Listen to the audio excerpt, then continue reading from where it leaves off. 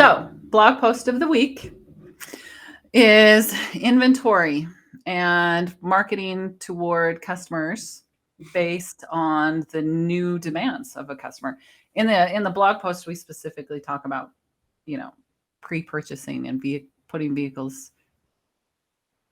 See, we don't call them on order vehicles because you're not actually ordering a vehicle; you're just buying it before it gets. It's a purchase, yeah.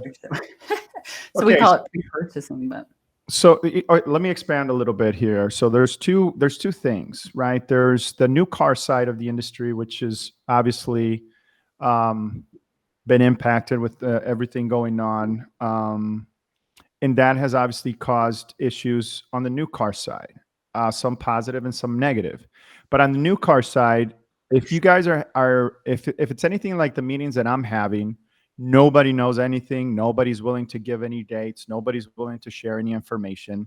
Now there's more pressure because of the financial state of things. And so, and all of the FTC rules that are about to come down on us. Right. And so we have to start looking, if we're not already, we need to pivot and talk about or come up with strategies for the new car side that are a little bit different. Things like car finder pages should be something that is prevalent on all websites right now. Vehicle ordering processes, landing pages, things like that, where we're pulling customers in to those experiences if your manufacturer allows it. Like, some manufacturers you can. It's an order, and so that makes things a little bit more difficult. But you could do things like wait a little, save a lot, right? So if you're willing to wait for your car, then maybe some stores can, you could even remove any market adjustments, right? Because that builds sales for you, which builds allocation, and there's positive impacts for the dealership on that side of things. But then all the pressure that the new car is putting on the used car sector, which has been very beneficial for us in the past couple of years because of demand and supply, and that raises price, which everybody's benefited from as well. But the market's adjusting, and the market's normalizing to a certain degree, and the used car prices are adjusting, and the customers themselves are willing to wait. And so that demand, I see a lot of digital demand, so to speak, digital activity, but less in-store traffic. So I see a lot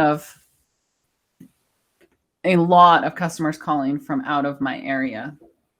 Hey, do you have this vehicle? And my first question is, do you live here locally?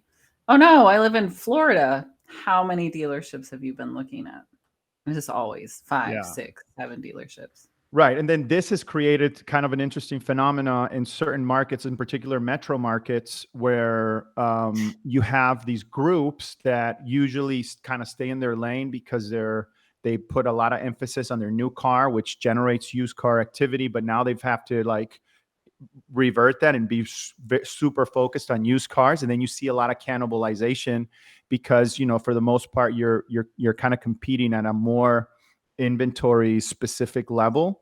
And so I predict, and I'm already starting to see a lot of this, that these groups are going to have to move into more of a single used car strategy where it makes it cleaner. There's less cannibalization. You're not kind of competing each other on the spend side of things. It's a lot easier to attribute. But I'm not saying, I just want to be clear that I'm not saying that it's going to change your internal processes. I'm not saying that. I'm just saying from a marketing standpoint, it makes a lot of sense to have a singular used car strategy versus having, each individual store within your group kind of have their own sort of deal in the same market or in the same areas. It makes it a lot easier for you guys to focus on one strategy, drive everything, streamline everything in that direction, and still have your captive brand, like your used, whatever your brand is, be specific to that store, but at the same time, try to capitalize on the SEM and the SEO and social at a group level, at a singular level.